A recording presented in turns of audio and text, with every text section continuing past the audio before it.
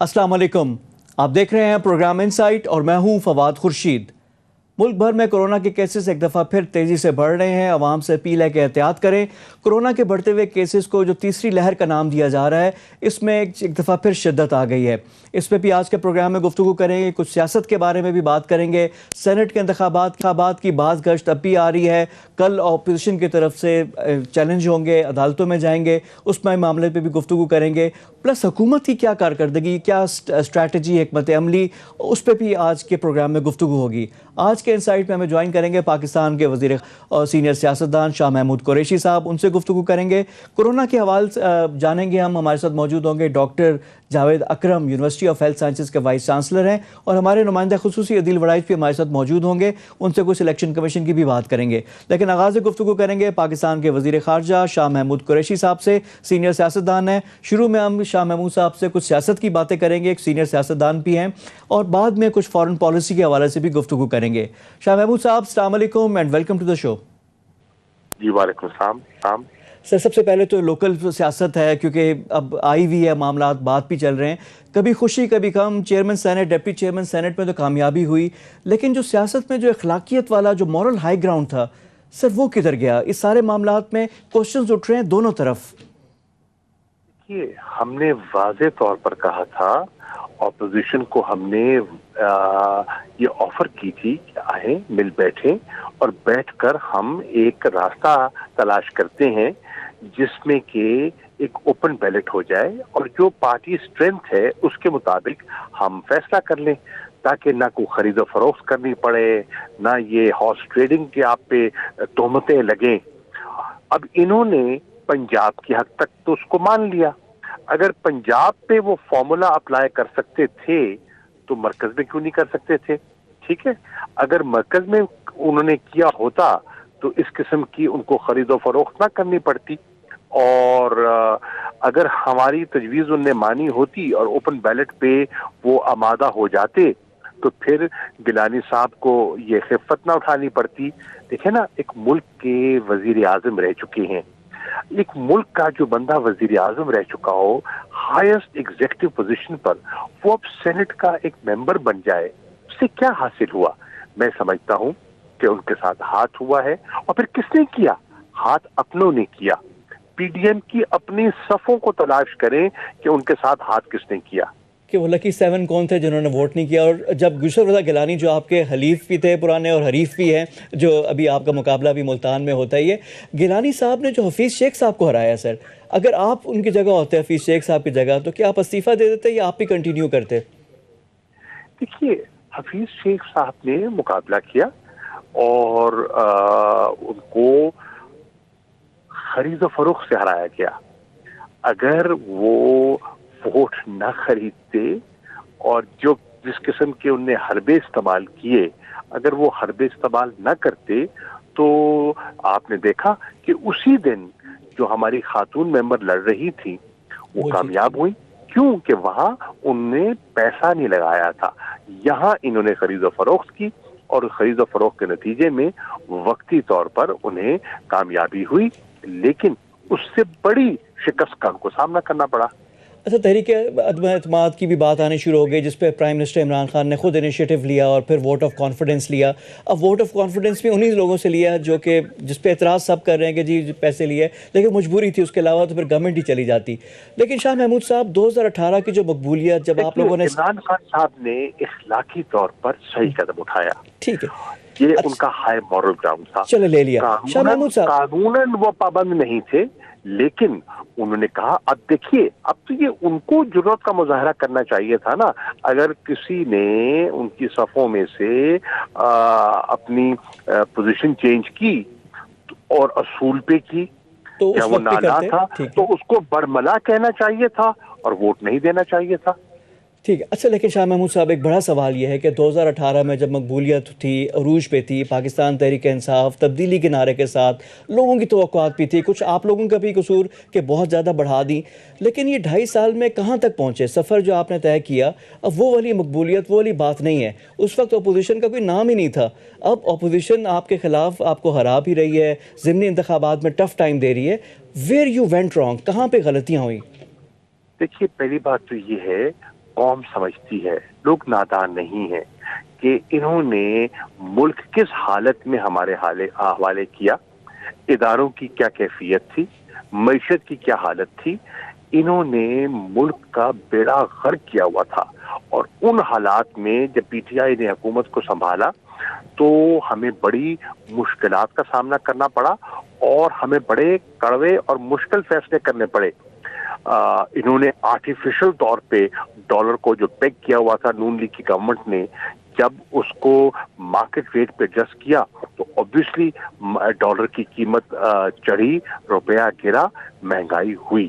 ہمیں اس کا احساس ہے، لیکن ہم نے بہت سے اقدامات لیے ہیں اور اکانومی کو سٹیبلائز کیا ہے، اور انشاءاللہ اب اگلے فیز میں ہم گروتھ کی طرف بڑھیں گے. اچھا شاہ نمبر محمود 1. صاحب. نمبر 2، جی جی. میری بات کو خبر ہو جائے.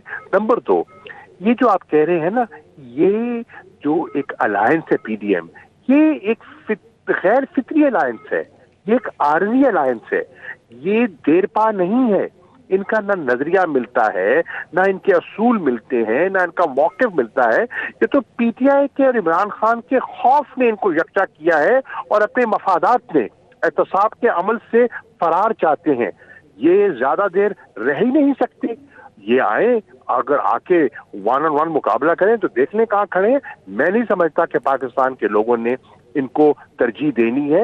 پاکستان کے لوگ ان کو آزما چکے ہیں اور ان سے مایوس ہوئے، اور ان کی اس مایوسی کے نتیجے میں انہوں نے پی ٹی آئی کو منتخب کیا. اور سر کیونکہ اب آپ کے پاس بھی ٹائم ہے، کیونکہ 2023 کا الیکشن ہے، آدھا ٹرم ہو گیا ہے، اس میں بھی ہے آپ ہیں تو وزیر خارجہ، لیکن مجھے معلوم ہے کہ آپ کے ایگریکلچر سیکٹر پہ جو گرپ ہے اس کے حوالے سے میں سوال کروں گا کہ زراعت کا شعبہ پچھلے 2.5 سال پہلے بھی اور پچھلے 2.5 سال میں، یعنی ہمیں امید تھی کہ آپ لوگ تو بہتر کرتے. جو کاٹن کی ہماری آؤٹ پٹ، اب $4 بلین کی چیزیں ہم اجناس ہم باہر سے منگوا رہے ہیں. سر ایگریکلچر کے سیکٹر پہ بھی توجہ کی ضرورت ہے. بالکل صحیح کہہ رہے ہیں آپ، ایگریکلچر پہ بہت ضرورت ہے. ایگریکلچر سیکٹر کو نیگلیکٹ کیا گیا. پچھلی 1 دہائی میں ریسرچ پر صحیح توجہ نہیں دی گئی، ایگریکلچر کو ایلوکیشن نہیں دی گئی. آپ جانتے ہیں کہ 18ویں ترمیم کے بعد ایگریکلچر ایک ڈیوالوڈ سبجیکٹ ہے اور بنیادی طور پر صوبوں کی ذمہ داری ہے.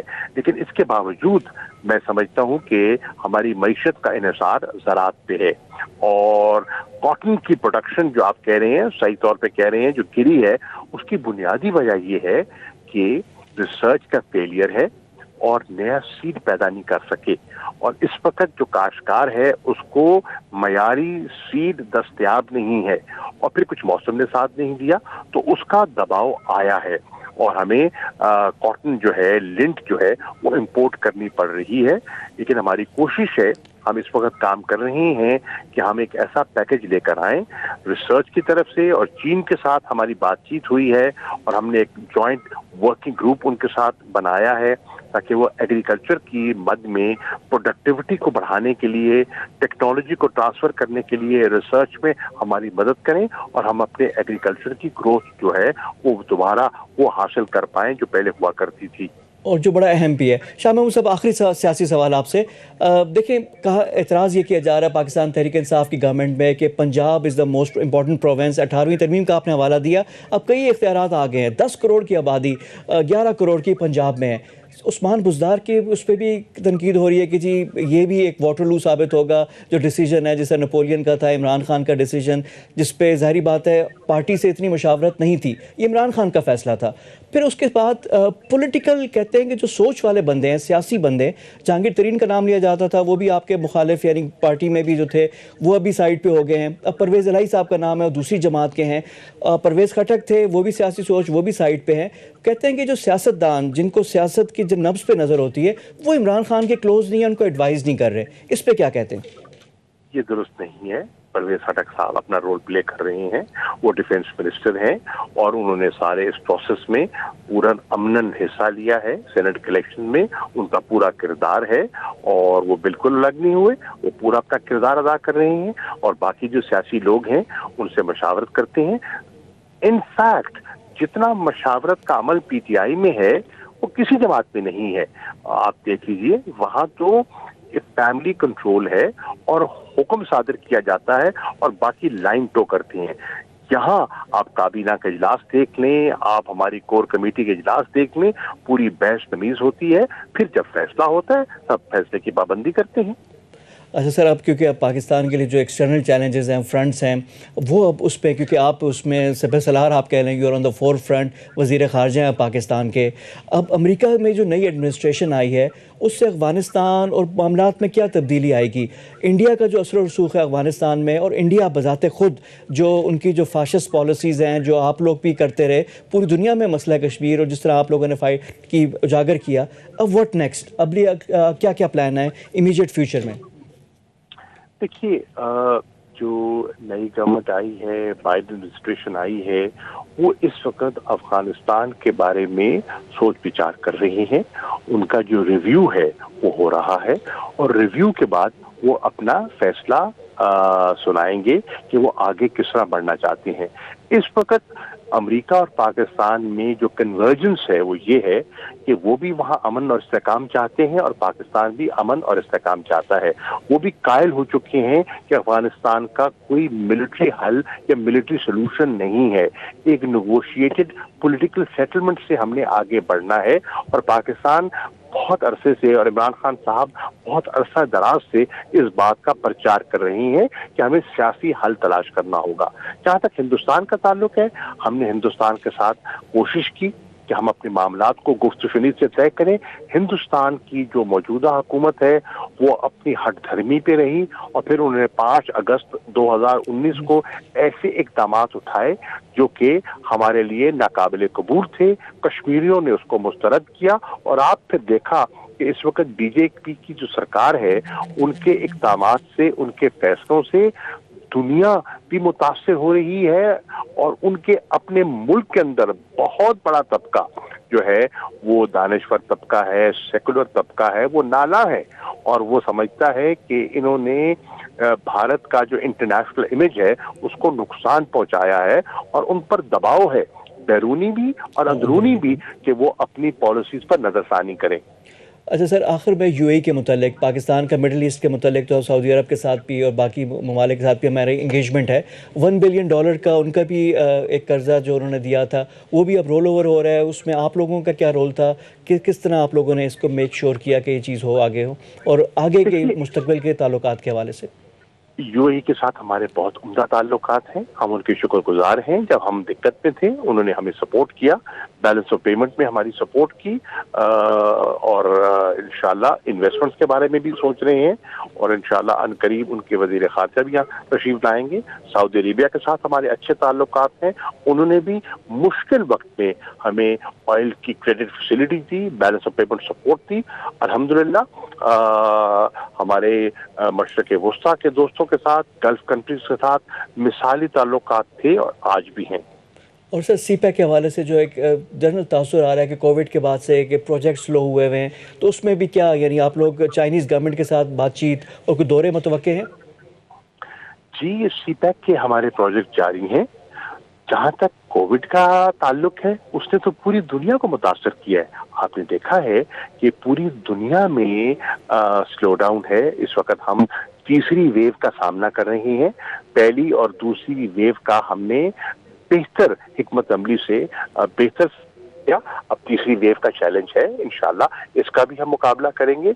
लेकिन इकोनॉमिक कॉन्ट्रैक्शन हुई है, ग्रोथ मुतासिर हुई है, पाकिस्तान की नहीं पूरी दुनिया की हुई है, तो पाकिस्तान भी मुतासिर हुआ है। लेकिन इंशाल्लाह इसके बावजूद हमारी एक्सपोर्ट्स में इजाफा हुआ है, हमारी रिमिटेंसेस मुसलसल 8वां माह है उनमें बढ़ोतरी हो रही है, वो बढ़ रही हैं और इस्तेहकाम है और मुल्क में इन्वेस्टमेंट्स हो रही हैं। 3 سے 4 ارب ڈالر کی مزید انویسٹمنٹس ٹیکسٹائل سیکٹر میں لوگوں نے کرنے کا فیصلہ کیا ہے، تو یہ خوش آئند باتیں ہیں۔ چلیں اسی نوٹ پہ آپ سے اجازت چاہیں گے، بہت شکریہ آپ کے ٹائم کا۔ وزیر خارجہ پاکستان شاہ شیخ ہمارے ساتھ موجود تھے، مختلف امور پہ ہماری گفتگو ہوئی۔ پروگرام میں وقت ہو گئے بریک کا، بریک کے بعد آ کر کورونا کی بڑھتی ہوئی صورتحال پہ گفتگو کریں گے۔ ڈاکٹر جاوید اکرم ہمارے ساتھ موجود ہوں گے، اسٹے ود اس۔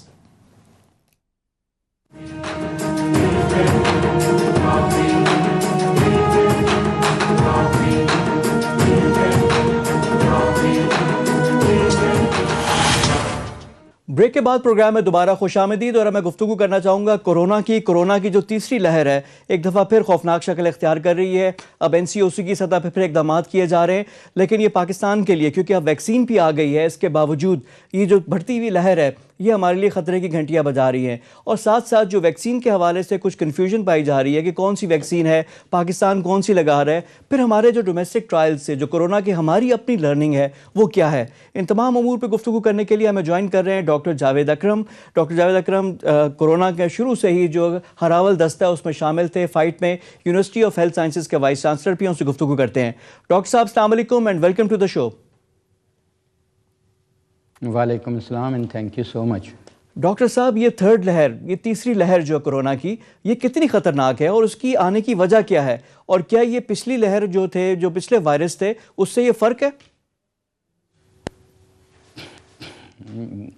دیکھیں لہر کہنا تو میرا خیال ہے کچھ تھوڑا سا مس پرسیپشن کریٹ کرتا ہے، اس کی وجہ سے لوگ اس کو یہ سمجھتے ہیں کہ شاید یہ لہروں میں آتا ہے اور بیچ میں یہ ختم ہو جاتا ہے۔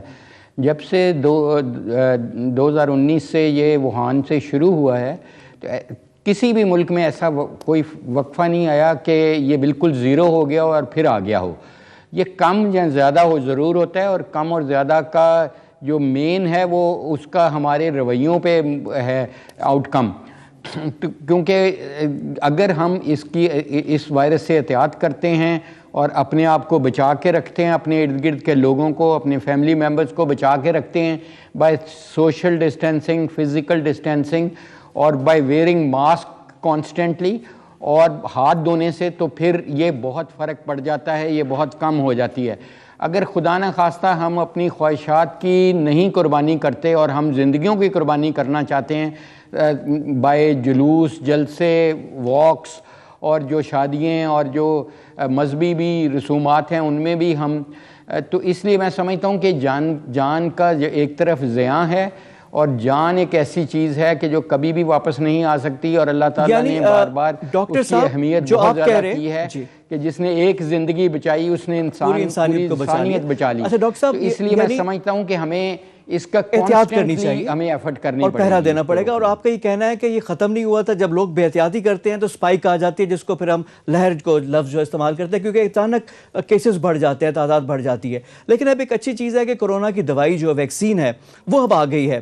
پہلے تو میں ویکسین کے حوالے سے بات کرنا چاہ رہا ہوں کہ پاکستان میں پہلے تو فرنٹ لائن ورکرز یعنی آپ لوگوں کو، ڈاکٹرز کو، پیرامیڈکس کو، جو براہ راست یہ لڑ رہے تھے ان کو لگائی گئی۔ اب آہستہ آہستہ جو ہماری جو 60 سال سے اوپر کی پاپولیشن ہے ان کو بھی لگائی جا رہی ہے۔ تو یہ کون سی والی دوائی ہے، اور یہ جو ایفیکیسی دوائیوں کی ہے اس پہ بھی اب سوال اٹھنا شروع ہو گئے ہیں کہ ایسٹرازینیکا ہے، کچھ ممالک اس کو ریکال کر رہے ہیں، ہم لوگ تو ابھی چائنیز والی ویکسین لگا رہے ہیں نا۔ دیکھیں جو یہ اتنی بڑی وبا ہے، جو ایک میں سمجھتا ہوں کہ جس کو میں تھرڈ ورلڈ وار کہتا ہوں، کیونکہ جہاں پہ 30 لاکھ انسانی زندگیاں چلی گئی ہیں اس کو تھرڈ ورلڈ وار کہیں تو مبالغہ آرائی نہیں ہوگا۔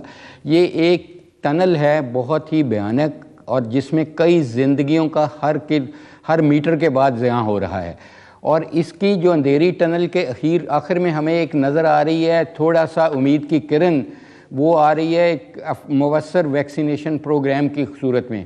اور جیسے آپ نے کہا کہ یہ انفارچونیٹ چیز ہے کہ اس کو بھی ہم کنٹروورشل بنانے جا رہے ہیں، اور یہ بہت ہی کیونکہ دیکھیں میں آپ کو بتاؤں ایک ویکسین کو ڈیولپ عام حالات میں کرتے ہوئے 13 سے 14 سال چاہیے، اور RNA وائرس کے اگینسٹ تو آلموسٹ اس سے بھی زیادہ چاہیے۔ اگر اتنا آسان ہوتا تو آج ہمارے پاس ایڈز کی ویکسین ہوتی، ہیپیٹائٹس C کی ویکسین ہوتی، جو RNA وائرسز ہیں۔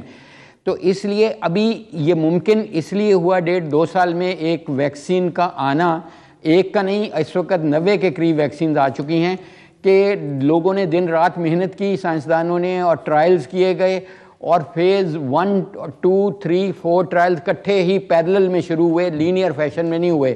عام طور پہ ایک ٹرائل ختم ہوتا ہے, اس کے رزلٹ دیکھ کے دوسرا شروع کیا جاتا ہے, تیسرا.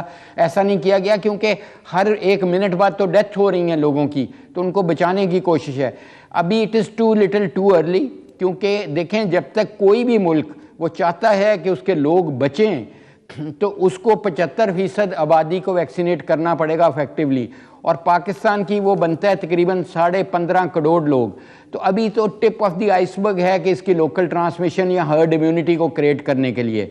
اور جیسے آپ نے بالکل صحیح کہا کہ ایسٹرازینیکا کی جو ایک ویکسین ہے جو آکسفورڈ یونیورسٹی سے ابری, اس کی جو پرنسپل انویسٹیگیٹر ہیں سارا گلبرٹ ہیں, اس نے ڈینمارک میں اور چند ممالک میں یہ دیکھا گیا کہ اس سے کلوٹنگ کا میکنزم افیکٹ ہو رہا تھا, اور یہ ٹھیک کیا ان ملکوں نے کہ اس کو فی الحال ہالٹ کر دیا تاکہ اس کی سیفٹی اسٹڈی کر لیں, اور جیسے ہی وہ اسٹڈی کریں گے وہ دوبارہ آ جائے گی. لیکن زیادہ تر ویکسین جو اس وقت پاکستان میں ہیں, اور سب سے بڑھ کے جو ہم نے ٹرائل کیا ہے 18,000 لوگوں کا under control situation placebo control trial, اور وہ کینسائنو کا تھا, اور اس سے دیکھا یہ گیا کہ وہ کوئی بھی کسی کی جان نہیں گئی, کوئی کلوٹنگ نہیں ہوئی, کوئی کسی کا ڈی این اے نہیں بدلا گیا, کسی کو سیریس ایڈورس ایونٹ نہیں ہوا. اور اچھی چیز یہ تھی کہ جو اس کی افیکٹونیس جو ہم نے اب دیکھی وہ یہ تھی کہ 100% لوگوں میں جن میں یہ ویکسین لگی ان کو پروٹیکٹ کیا گیا سیریس ڈیزیز سے, کسی کی جان نہیں گئی. اور 77% جو ریسیپینٹ تھے اس ویکسین کے ان میں بیماری ہوئی نہیں, یعنی وائرس ان میں انٹر ہی نہیں ہو سکی باڈی میں. تو یہ بہت خوشائند ریزلٹس ہیں. ایویڈنس بھی بات کریں تو this is a huge evidence in favour of vaccination than not vaccination. Doctor صاحب یہی سوال میرا نیکسٹ سوال ہے کہ ابھی جو لوگ ہیں مختلف, دیکھیں ہماری ایک قومی مزاج ایک بن گیا ہے کہ افواہیں اور وہ سارا, اب لوگ ڈسکریج کر رہے ہیں کہ یار اب لوگ یہ سوال کر رہے ہیں کہ دوائی لگانی ویکسینیشن کرنی چاہیے یا نہیں کرنی چاہیے, تو ان لوگوں کو کیا کہیں گے, کیا ایڈوائز کریں گے آپ؟ دیکھیں میں ایک پریکٹسنگ ڈاکٹر بھی ہوں, اور میں انفارچونیٹلی روز میں کرونا کی ڈیتھ ڈکلیئر کرتا ہوں, اور وہ ایک انتہائی پینفل چیز ہے. ڈیتھ ویسے ہی پینفل ہے, حضور صلی اللہ علیہ وسلم نے پناہ مانگی موت سے. تو آپ یہ دیکھیں کہ ایسی موت کے آئسولیشن میں ہوتی ہے, آپ کے رشتہ دار کوئی بھی نہیں پاس کھڑا ہوتا, اور پھر آپ سانس لینے کے لیے تڑپ رہے ہوتے ہیں. تو اس سے زیادہ پینفل ڈیتھ کیا ہوگی؟ ایک طرف وہ ہے, دوسری طرف 5% کو ہلکا سا بخار ہوتا ہے. یہ فیکٹ ہے پروون ان 18,000 پاکستانی پاپولیشن. تو میں سمجھتا ہوں کہ یہ صرف ہمارے دشمن ہی پھیلا سکتے ہیں یہ افواہیں تھرو سوشل میڈیا, چاہے وہ انڈیا ہو چاہے اسرائیل ہو, تاکہ وہ نہیں چاہیں گے کہ پاکستانی بچیں, اور یہ بھی نہیں چاہیں گے کہ پاکستان کی اکانومی اپنے نارمل پہ آئے فرام نیو نارمل. تو ظاہر ہے یہ تو ہمیں آپ کے پبلک نیوز کے ذریعے اور آپ جیسے ماشاءاللہ اینکر جن کی فالوئنگ ہے ان کے ذریعے یہ پرسیپشن ختم کرنا پڑے گا. بیکاز ہمیں پتہ ہے کہ ہماری پاپولیشن بہت ولنریبل ہے because of low education and awareness level, اور perceptions are usually stronger than reality in our population.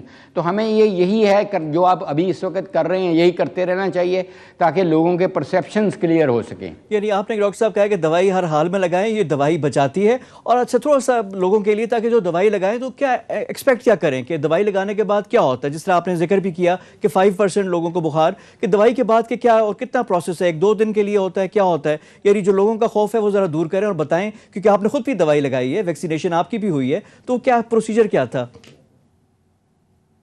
دیکھیں 1 یا 2 دن ضرور چانس ہے, 5% چانس ہے کہ آپ کو بخار ہو. باقی 95% تو یہ والنٹیئرز یہ سمجھتے ہیں جن کو لگائی جاتی ہے وہ سمجھتے ہیں مجھے ہم نے لگی نہیں, کیونکہ اتنا ہی بے ضرر ہے. اور پھر دوسرا یہ ہے کہ یہ نہ ہی سوچا جائے کہ ویکسین لگانے سے آپ 100% پروٹیکٹیو ہیں. دیکھیں چاہے میسنجر آر این اے ویکسینز ہیں جیسے فائزر موڈرنا کی ہے, چاہے سب یونٹ ویکسینز ہیں جیسے ZF2001 ہے, یا پروٹین ویکسین ہیں جیسے کینسینو ہے. کوئی دنیا کی ویکسین ابھی تک ایجاد نہیں ہوئی جو 100% محفوظ آپ کو کرے. کوئی 77% ہے, کوئی 80 ہے, کوئی 90% ہے. تو اس لیے یہ پلیز اپنا احتیاط کا ویکسین لگانے کے بعد دامن نہیں چھوڑیں. اور اگر آپ میں اینٹی باڈیز بننی بھی شروع ہوں گی, protective neutralising antibody to virus, تو وہ بھی کم از کم 28 دن بعد بنیں گی. تو اس لیے 28 دن آپ کم از کم اپنی احتیاط پوری کی پوری رکھیں اور اس کے بعد بھی رکھیں، کیونکہ آپ ان 10% میں سے ہو سکتے ہیں جس کو ویکسین نہیں پروٹیکٹ کر رہی، لیکن اگر ویکسین آپ نے لگائی اور پھر بھی بیمار آپ ہو جاتے ہیں تو وہ آپ سیریس بیمار نہیں ہوں گے۔ ایسا کوئی ایویڈنس نہیں ہے کہ ویکسینیشن کے بعد جن کو ہوئی ہے بیماری وہ بہت سیریس بیمار ہوئے ہیں۔ احتیاط ہمیں کرنی پڑے گی جب تک کہ دنیا کے 75% آبادی کو ویکسینیشن نہیں ہو جاتی۔ ڈاکٹر صاحب یعنی تھم رول جو ہے کہ اگر دوائی لگا کر بھی آپ یعنی بہادر نہ بنیں کہ ماسک نہ پہنیں، احتیاط نہ کریں، سینیٹائزر، ہینڈ واش، یہ ساری چیزیں آپ کو پھر بھی کرنی پڑیں گی دوائی لگانے کے باوجود۔ ایبسلیوٹلی 100% آپ نے بالکل صحیح کہا۔ اور جہاں تک میوٹیشنز کا تعلق ہے کہ دیکھیں B117 جو میوٹیشنز UK کی ہے، ہمیں پتہ ہے کہ وہ پاکستان میں آ چکی ہے، اس سے ٹرانسمیشن بہت بڑھ گئی ہے، 75% بڑھ گئی ہے، اور یہی وجہ ہے کہ لاہور میں اور اس کے گرد نواح جگہوں پہ کہ ٹرانسمیشن بہت بڑھ چکی ہے۔ تو اس وقت ان ایریاز میں جہاں پہ اس وقت ٹرانسمیشن بہت ہائی لیول پہ جا رہی ہے، ہمیں اور بھی احتیاط کی ضرورت ہوگی، اور میں سمجھتا ہوں کہ ہمیں اپنا پر ہجوم جگہ سے گھر میں سادہ دال چاول کھا لیں، وہ بہتر ہے آپ کے لیے، بجائے ریسٹورنٹس میں جائیں اور جو ان نیسیسریلی اپنے آپ کو ایکسپوز کر رہے ہیں سیاسی جلسے جلوسوں میں، تو میں سمجھتا ہوں وہ کسی بھی پارٹی کے ہوں تو آپ اوائڈ کریں، اپنے آپ کو بچا کے رکھیں، خاص کر ایسے موقع پہ جب کہ ایک افیکٹو ویکسینیشن پروگرام شروع ہو رہے ہیں۔ آپ زندہ رہیں گے تو ویکسینیشن سے فائدہ حاصل کریں گے، اگر آپ اسی دوران مر گئے اینڈ پہ آ کے ٹنل کے تو یہ تو بڑی بدقسمتی ہوگی۔ اچھا ڈاکٹر صاحب، آپ نے ابھی دوائی کی بات کی، ویکسینیشن کی آپ نے بات کی، آپ نے کہا کہ جب تک 15 کروڑ پاکستانیوں کو نہیں لگے گی کرونا ختم یا قابو میں نہیں آئے گا، یعنی 75% آف دا کنٹری۔ اب اس کو کتنا ٹائم لگے گا؟ ابھی تو ہم لوگوں نے چند لاکھ ڈوزز ابھی ہم نے دی ہیں، تو یہ کتنا ٹائم فریم ہم دیکھ رہے ہیں؟ دیکھیں بہت جلد بھی کریں تو یہ ہمیں اپنی لائف کو پلان کریں ود دی نیو نارمل، جو کہ اس وقت پابندیوں کے ساتھ ہمیں اپنی خواہشات کو دبا کے روک کے کرنا پڑے گا۔ It will be 3 to 4 years before herd immunity create ہوگی، اس لیے وہ تو اللہ کا معجزہ، تو کبھی بھی کچھ ہو سکتا ہے، نہ یہ وائرس اللہ کی مرضی کے بغیر آئی، نہ اللہ کی مرضی کے بغیر جائے گی۔ لیکن اب ہمیں بہت امید پیدا ہو گئی ہے کہ یہ جو ٹنل ہے اتنی بھیانک قسم کی، جس میں ہر مرحلے پہ جانے جا رہی ہیں، یہ ختم ہونے والی ہے۔ چاہے پوری زندگی، اگر آپ کی 60 سال کی زندگی ہے تو 1-2 سال اس میں کوئی اہمیت نہیں رکھتے۔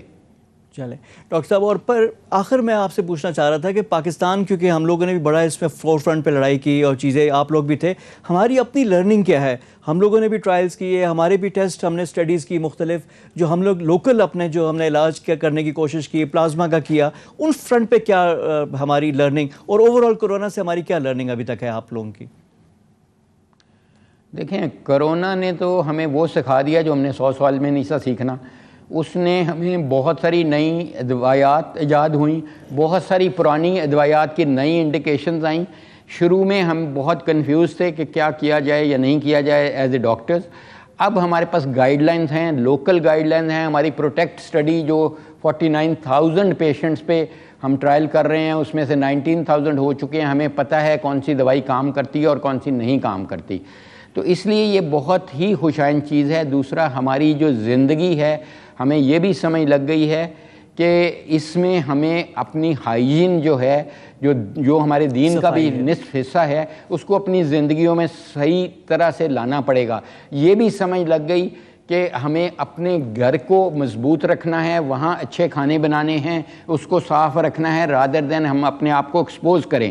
تو this is really a wake up call for the whole humanity.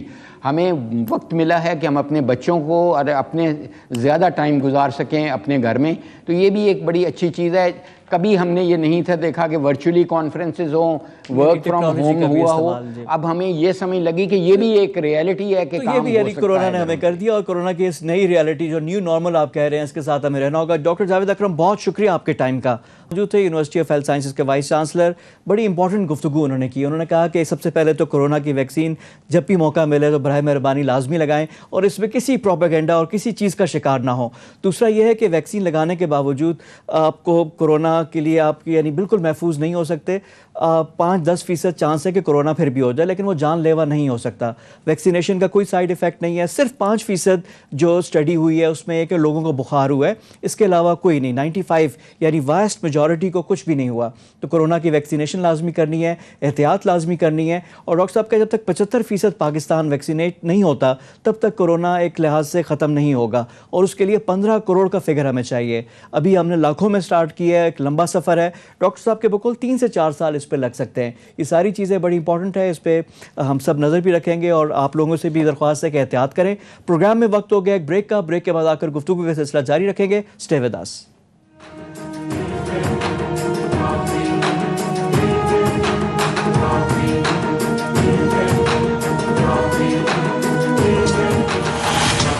Break کے بعد پروگرام میں دوبارہ خوش آمدید.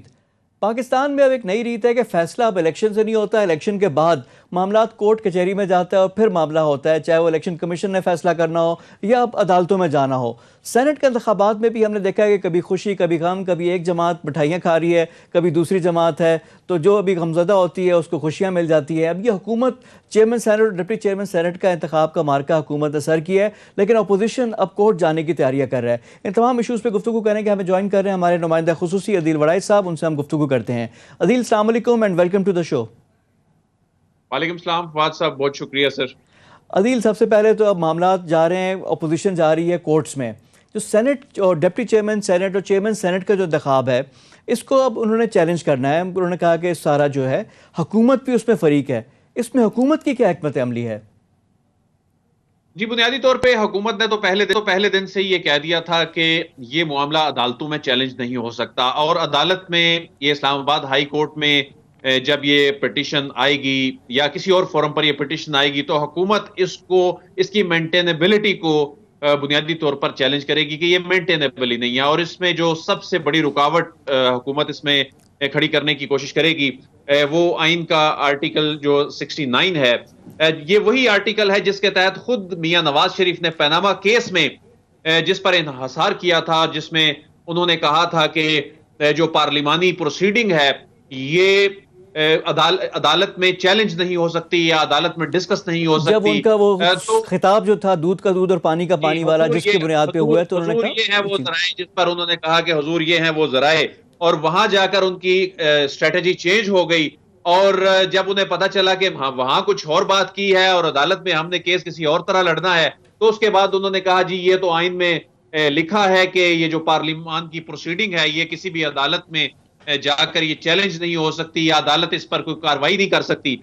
تو وہی آئینی جو پوزیشن ہے حکومت پہلے دن سے لے رہی ہے. حکومت یہ کہہ رہی ہے کہ آئین پاکستان میں یہ واضح طور پہ لکھا ہے، لیکن اس میں اب جو کچھ آئینی ماہرین کی آراء سامنے آ رہی ہیں، جس طرح انور منصور صاحب ہیں، وہ یہ کہتے ہیں کہ یہ عدالت میں معاملہ جا ہی نہیں سکتا. لیکن اس میں جس طرح سندھ بار کے کچھ لوگ ہیں، جی میرے پروگرام میں گفتگو ہوئی عدیل اشتر اوصاف تھے، انہوں نے کہا کہ نہیں اس کو کیا جا سکتا ہے، مختلف لیگل اوپینین، لیکن فیصلہ تو عدالت کرے گی.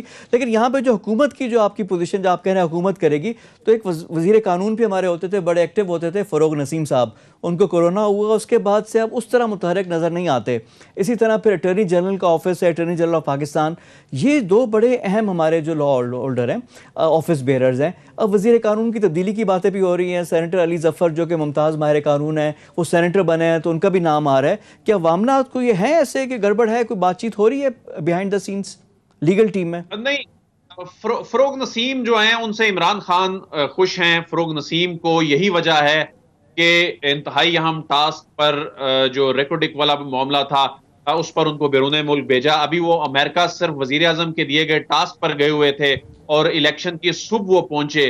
اور فروغ نسیم صاحب جو ہیں انہوں نے جتنے بھی قانونی بحران اور آئینی بحران موجودہ حکومت میں چونکہ پیدا ہوئے، ان میں سے حکومت کو انہوں نے نکالا. اور اس میں اب آنے والے دنوں میں ایک اہم کیس بھی سپریم کورٹ آف پاکستان میں نظر ثانی کیس جو ہے جسٹس قاضی فائز عیسیٰ کا وہ بھی چل رہا ہے. اس میں بھی فروغ نسیم صاحب نے کیس لڑا. اس سے پہلے ایک اور پاکستان کی تاریخ کے بڑے کیس میں فروغ نسیم صاحب جو ہیں وہ وکیل تھے اور انہوں نے وہ کیس جیتا. تو یہ بیسیکلی ڈویژنز ہیں، یہ ایریاز ہیں بنیادی طور پر کہ اٹارنی جنرل کی جو ڈومین ہے اس میں فروغ نسیم مداخلت نہیں کرتے، اور ان کی جو ڈومین ہے اس میں اٹارنی جنرل نہیں عدیل، جاتے. اب آ جاتے تو ہیں ابھی چیئرمین سینٹ کے انتخاب پہ. وہاں پہ خاص کر ڈپٹی چیئرمین کے انتخاب پہ تو بڑا سرپرائز ہوا. جو وہ 7 لوگ تھے ان کی تلاش تو جاری ہے ہنوز. حکومت ہے وہ پی ایم ایل این پہ امپلائی کرتی ہے. بلاول بھٹو بھی کہہ رہے ہیں کہ نہیں کیا انہوں نے, پی ایم ایل این والے بھی کہہ رہے ہیں, پھر 4 سینیٹرز کی بات آ رہی ہے, پھر چھوٹی جماعتوں کے بھی ہو رہے ہیں. اس دن آپ بھی سینٹ پہ تھے, یہ ہوا کیا؟ دیکھیں, جو پیپلز پارٹی اور بلاول یہ کہہ رہے ہیں نا کہ جی نون لیگ نے ایسا نہیں کیا, اس کی وجہ ہے کہ انہیں یہ معلوم ہو گیا ہے کہ یہ کس نے کیا ہے. یہ پیپلز پارٹی کی اپنی حکمت عملی تھی. جن لوگوں پر ان کو شک تھا اس گروپ کے اوپر انہوں نے چیک رکھنے کے لیے یہ کیا. اور جو فوٹیج خود پیپلز پارٹی نے سیکریٹری سینٹ کے ساتھ گفتگو کی ریکارڈ کی, جو عام طور پر اس طرح کی نوعیت کی گفتگو ریکارڈ ہوا نہیں کرتی, اس میں جو کوسچنز کیے ہیں, خاص طور پر سعید غنی صاحب کے جو سوالات تھے, انہوں نے پھر شکوک و شبہات پیدا کر دیے. جو بار بار یہ کہہ رہے تھے ہاں کہیں بھی لگا دیں, ہاں کہیں بھی مور لگا دیں, جبکہ سیکریٹری سینٹ اس فوٹیج میں بڑے واضح انداز میں اس جگہ انگلی رکھ رہے ہیں جہاں پر خالی خانے میں نام کے سامنے مہر لگانی تھی.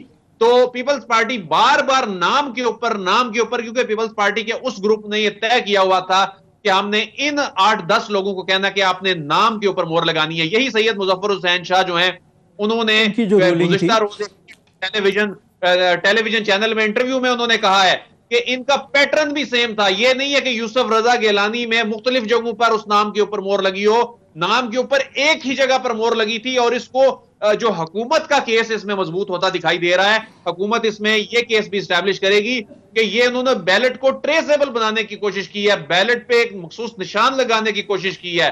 اس پہ جو آئین کے آرٹیکل 226 کی اسپرٹ کی خلاف ورزی ہوئی ہے, یعنی خفیہ نہیں رکھا گیا. اچھا, اب کبھی ٹریسیبل بیلٹ کی بات ہو رہی ہے, الیکشن کمیشن کی کورٹ میں بال آئی ہے, حکومت اور الیکشن کمیشن کی بھی جو خط و کتابت ہوئی تھی, جو بیانات تھے وہ بھی اپنی جگہ پہ, اور وہ اگلے آنے والے دنوں میں, اور جو الیکشن کمیشن کا جو رول ہے بڑھتا جائے گا عدیل, کیونکہ اگلے الیکشنز بھی ہیں.